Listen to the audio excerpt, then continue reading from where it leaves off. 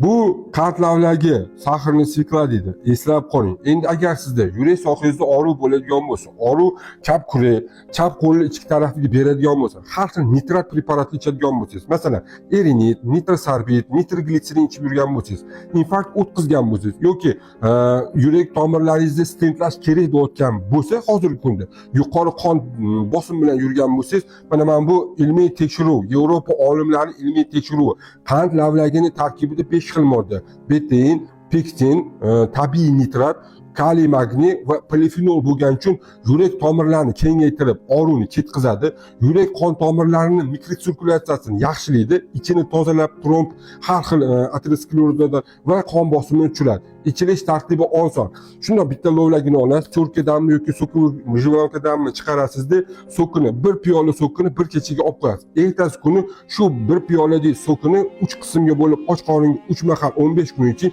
juda ham zo'r natijaga erishasiz. Ayniqsa yurak og'riqlari hammasi ketadi. Shuni aytib bo'lsangiz, tarqatasiz. Siz bilan doktor Kamilov, etmoqchi rahmat.